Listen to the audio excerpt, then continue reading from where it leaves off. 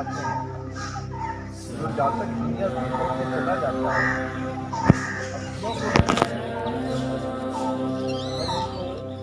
श्रद्धापूर्वक सही स्थान पर, उचित स्थान पर विसर्जित करते हैं। जल ही होता है, जल में कोई परिवर्तन नहीं है। इसलिए ब्रॉड माइंड से हमको ये सोचना चाहिए कि हम जो काम कर रहे हैं इसलिए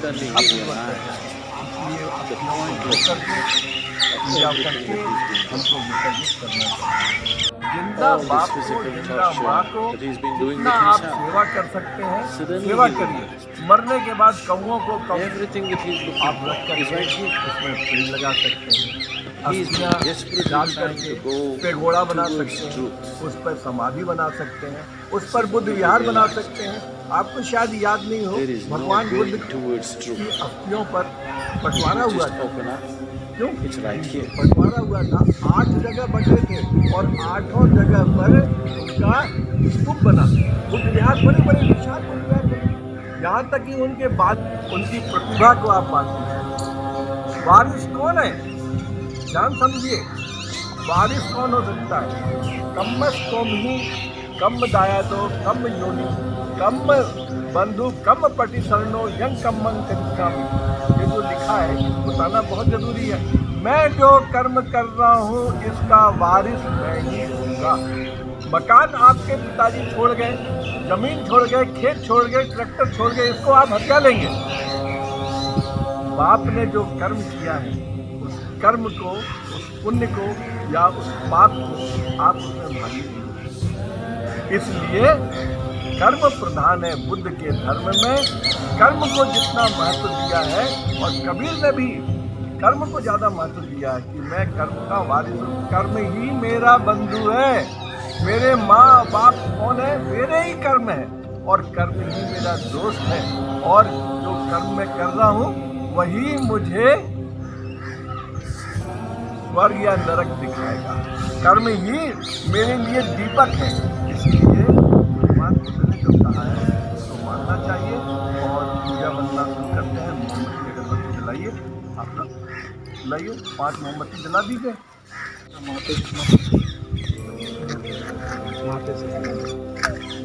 हाँ,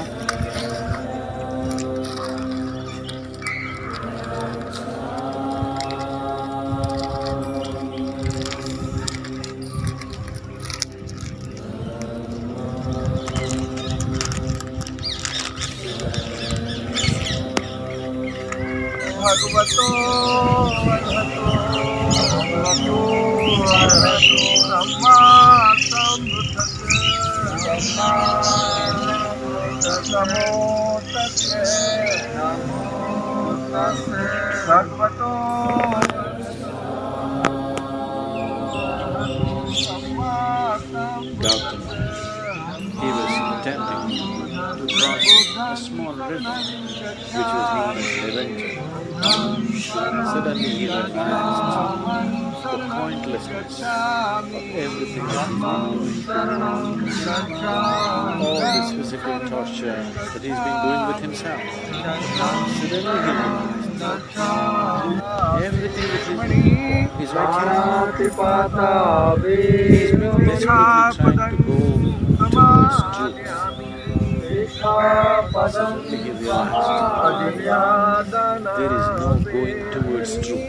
If you just open up, it's right here. Sikkhapadam samadhiyami. Sikkhapadam samadhiyami.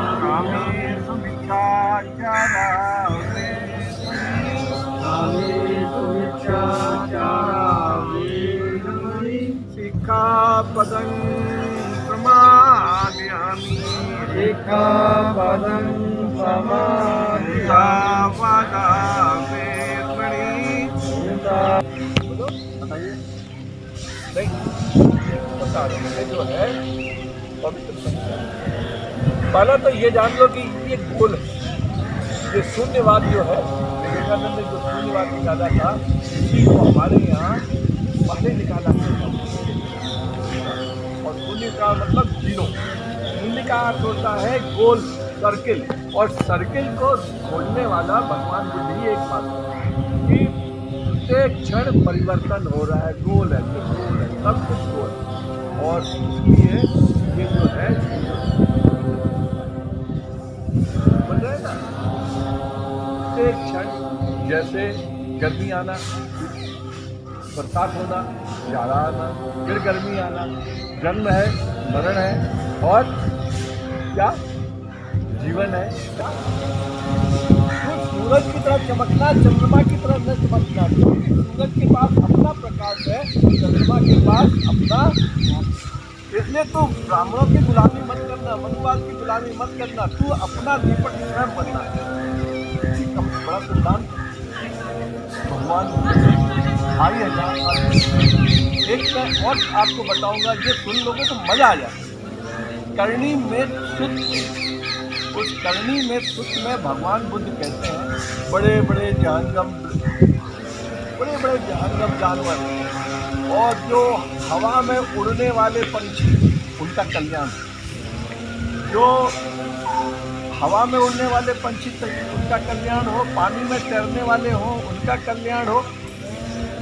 जो धरती पर चलने वाले दो पैर वाले इंसान, दो पैर वाले हैं, उनका कल्याण हो। समझ रहे हैं?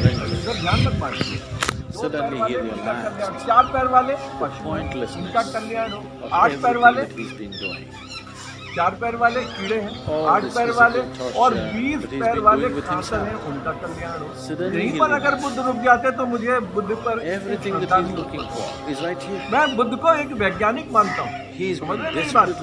बुद्ध ने क्या कहा, जो छोटे हैं कीड़े मकोड़े, उनका कल्याण हो। जो पैदा हुए हैं उनका कल्याण हो, जो पैदा नहीं हुए हैं उनका कल्याण हो, जो पैदा होंगे उनका कल्याण हो, जो पैदा नहीं हुए हैं उनका भी कल्याण हो। अगर यहीं तक होता ना कप्तान सिंह, तो मैं सोचता चलो बुद्ध ने कोई खास बात नहीं कही। एक बात ऐसी कही है कि मेरा दिल बुद्ध के प्रति ऐसा हो गया, मुझे एक किताब लिखनी पड़ी। क्या बुद्ध वैज्ञानिक थे? एक किताब लिखनी पड़ी। क्या ध्यान से सुनिए, आपको इंटरेस्ट होगा। आंखों से दिखने वाले आंखों से नहीं दिखने वाले व्यक्ति और ढाई हजार साल पहले भगवान बुद्ध के पास ऐसा कौन सा टेलीस्कोप था या माइक्रोफोन था, ये क्या कहते हैं, माइक्रोस्कोप, जो पैथोलॉजी में देखते हैं, उससे उन्होंने देख लिया। क्या देख लिया कि पानी में भी कीड़े होते हैं, सूप में भी होते हैं, छाती में भी होते हैं, कफ में भी हैं। आज हम वो बता रहे हैं वैज्ञानिक लोग, आज पैथोलॉजिस्ट लोग बता रहे हैं। और बुद्ध ने कब बताया था? 2500 साल। उनके पास टेलीस्कोप, जिसे दूरबीन कहते हैं, उससे कैसे देख लिया उन्होंने कि चंद्रमा के पास अपनी रोशनी है ना वैज्ञानिक। और इसका विज्ञान का एक प्रमाण और देना चाहता हूँ। विज्ञान की बात है, विज्ञान पर समझना चाहिए। प्रत्येक क्षण परिवर्तन हो। आप बच्चे फिर नहीं हो सकते, आप जवान हैं, अभी बूढ़े नहीं हैं। और जब बूढ़े हो जाओगे तो बच्चे नहीं होगे, जवान नहीं रहोगे। परिवर्तन आया ना। जब दूध था तब वो दूध ही था, दही नहीं कहते थे उसको, घी नहीं कहते थे, मक्खन नहीं कहते थे। और जब वो दही हो गया तो उसको दर्द कोई दूध कहता है, घी कहता है, मक्खन। और जब घी हो गया तब उसको ना कोई दूध कहता है, ना दही कहता है, ना घी कहता है ना ये बात। इसलिए तुम जो बच्चे हो, यही तेरा जन्म है, यही तेरा जीवन है। और यही सत्य है कि तू बच्चा है, तेरा यही जीवन है। और तुम जवान हो गए तो यही तुम्हारे लिए यथार्थ है। और तुम बूढ़े हो गए हो तो भी तुम बूढ़े हो, यही तुम्हारा कितना परिवर्तन है। आप अपने बचपन का फोटो देखना और बुढ़ापे का फोटो देखना, क्या वो चेहरा एक जैसा होगा? कितना परिवर्तन आया। आज जो आप नदी में विसर्जन करके आए हैं या करेंगे 10 साल के बाद वो पानी जिसने विसर्जन किया, वो ये है अष्टांगिक this physical मार्ग, torture that he's 8 been doing मार्ग with बुद्ध ने himself. बताया है। इस Suddenly he अष्टांगिक realized सम्यक दृष्टि, everything that तुम्हारी he's दृष्टि looking for ठीक is ठीक right हो, here. तुम्हारी वाणी भी सम्यक वाणी हो, He's been तुम्हारी desperately स्मृति trying भी to सम्यक go हो, towards और truth. तुम्हारा ये आजीविका भी सम्यक होनी चाहिए, तुम्हारा व्यायाम भी सही, व्यायाम माने There is काम no करना, going और towards सम्यक truth. समाधि होनी चाहिए। इस तरह से If you 8 just open क्या up, सुंदर it's बात। right here.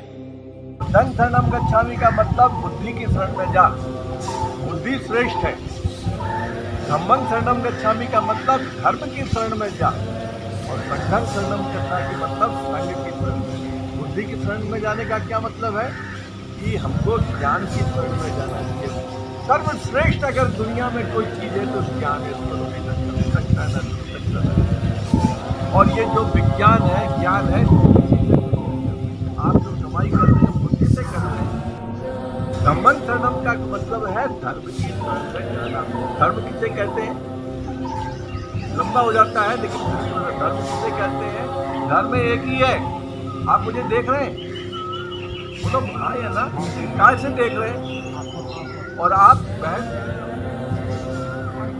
और आप तो आंख का धर्म एक ही, कान का ये सुन सकता है, देख नहीं सकता, और नाक सूंघ सकती है, देख नहीं सकती, है ना? आंख भी देख सकती है, बोल नहीं सकती। इसलिए हर चीज का अपना अपना धर्म है। दुनिया में ईश्वर एक है, आप कहते हैं, हम कहते हैं सूरज एक है, चंद्रमा एक है, पृथ्वी एक है, तो धर्म भी बोलो एक है। और वो धर्म क्या है? इंसानियत, मानवता, करुणा। और मैं बहुत संक्षेप में बता रहा हूँ, अच्छे लोग जहाँ बैठे हों उनके साथ बैठना, उनसे चर्चा करना, उनके साथ सुख दुख में रहना, सामाजिक मनुष्य। अरस्तु ने कहा है, क्या कहा है अरस्तु ने? मनुष्य एक सामाजिक प्राणी कहा है? मनुष्य एक सामाजिक, गधा घोड़ा ये सामाजिक प्राणी नहीं है। हालांकि उनमें भी एक समाज बना हुआ है, लेकिन सामाजिक प्राणी मनुष्य है। तुम्हारे दर्द में अगर मैं शामिल नहीं हुआ, दान कब है? अपने भोजन में से निकाल करके दूसरे को उसमें से दे देना, यही बोलो है ना।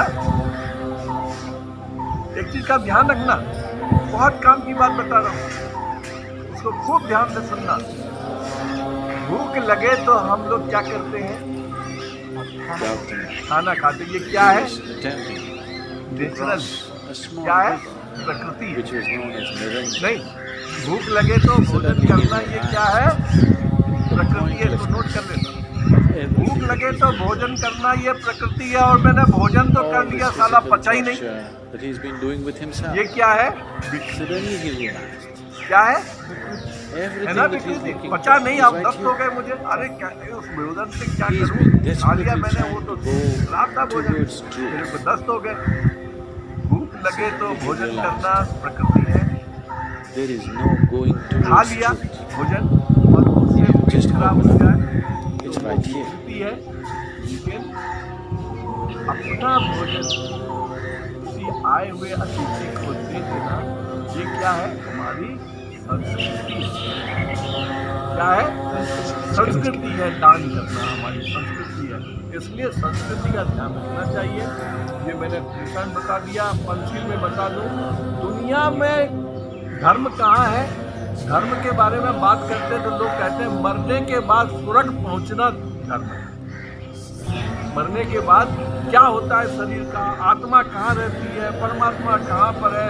विष्णु का पद कहाँ है? ये मत्था पच्ची दूसरे मजहब का है। हिंदू धर्म में मत्था पच्ची है, बौद्ध धर्म में मत्था पच्ची नहीं है। मैं कब तक जिंदा रहूंगा? मेरे हाथ में है क्या? मेरे बस में नहीं है। लेकिन मुझे कैसे जिंदा रहना है, कैसे जीवन चलाना है, ये मेरे बस की बात है कि नहीं? तो यही बुद्ध धर्म है। कैसे जीना है ये बुद्ध धर्म है। और कब मरना है, कब कहाँ जाना है, और स्वर्ग कहाँ पर है, परमात्मा कहाँ, उसमें घूमते रहो, ब्रह्मांड में खोजते रहो, ये बुद्ध धर्म नहीं। मरने से पहले निर्वाण प्राप्त करना ही बुद्ध धर्म है। मरने से पहले मुक्ति प्राप्त करना बुद्ध धर्म है। समझ गए? तो इसलिए संसार में सबसे बड़ी प्रयोगशाला बताओ कौन सी? सबसे सबसे बड़ी प्रयोगशाला हमारा मस्तिष्क ये है। कौन सा? इसी से देखो मोबाइल निकला है, इसी से देखिए बाबूजी की घड़ी है, इसी से चश्मा निकला है, इसी से फोन निकला है, इसी से रॉकेट निकला है, टेलीविजन निकला, इसी से तो निकला है, इससे निकला है। तो ये जो बुद्धि है हमारी ब्रेन सबसे कीमती है, इसलिए भगवान बुद्ध कहते हैं कि सबसे बड़ी प्रयोगशाला है। इसको जिसने जान लिया उसने दुनिया को जान लिया, लेकिन हमने इसको तो जाना नहीं। खुदा शब्द नाम सुना? खुदा, खुदा में से जो एक डंडा लगा हुआ है आकार, उसको हटा दो तो तुमने खुद को जान लिया क्या? खुद को तो जाना नहीं, और खुदा की बात कर रहे हैं कि खुदा खुदा खुदा खुदा खुदा है कहाँ? खुद को जान भगवान और इसलिए उन्होंने कहा कि प्राणी की हिंसा मत कर, अनादि पाता वीरमणि, किसी प्राणी की हिंसा मत कर, इससे तेरा आज और लिखी है आने वाली है तो बोलो, अगर तुम चोरी नहीं करते हो, थानेदार हो चाहे मोदी हो, कोई भी हो, आप डरोगे क्या? और व्याभिचार नहीं करते हो, अपमान आप नहीं होगा, सबको पहल करके बोल रहे हो, तो आपको डर है क्या? है झूठ नहीं बोल रहे हो तो आपको किसी से डर है? नहीं डर। और यही नहीं, शराब नहीं पी रहे हो, कच्ची पक्की देसी विदेशी शराब नहीं पी रहे हो, कहीं नाली में गिर नहीं रहे हो, किसी को बुरा नहीं बोल रहे हो, तो आपको डर नहीं। देश में जो चीज़ों का पालन करता है वो निर्भय होता है, भय मुक्त होता है। बुद्ध का धर्म हमको भय मुक्त बताता है, और दुनिया के जितने धर्म हमको भय युक्त बताते हैं कि भय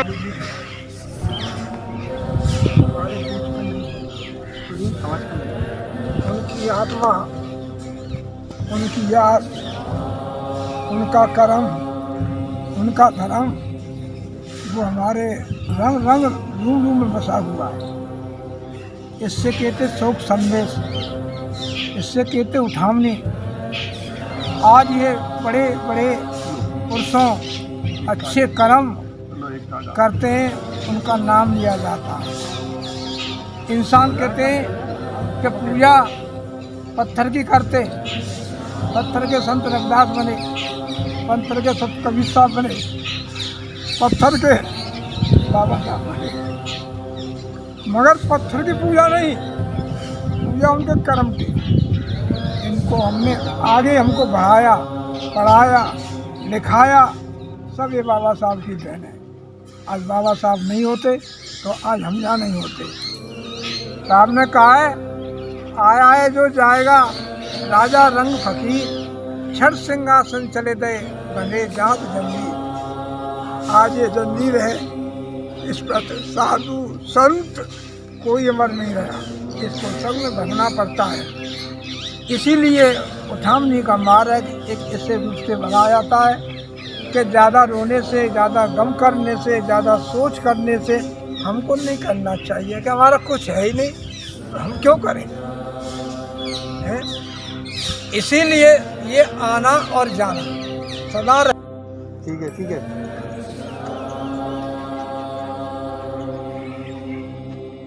Gautama, he was attempting to cross a small river which was known as Niranjana. Suddenly he realized the pointlessness of everything that he's been doing. All this physical torture that he's been doing with himself. Suddenly he realized everything that he's looking for is right here. He's been desperately trying to go towards truth. Suddenly he realized there is no going towards truth. If you just open up, it's right here.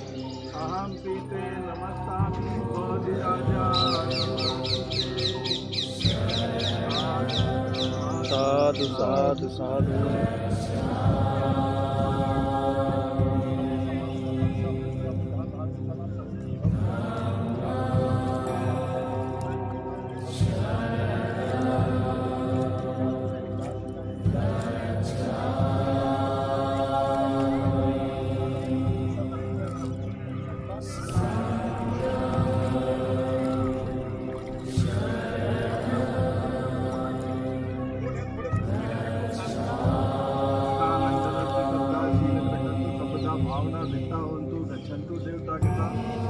सर्वविद्यो विवर्जन्तु सर्वरोगो विनश्यतु मातु भवतु दीर्घायुको भव भवतु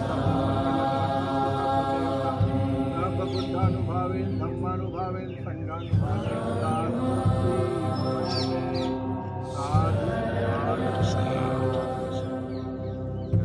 नमस्कार, मेरा नाम सुनील कुमार है। मेरे पिताजी का देहांत 27 अप्रैल 2021 में हो गया था। आज हम लोग यहाँ पर आए हैं आज हम लोग यहाँ पर नारायण में कबीर घाट पर आए हैं।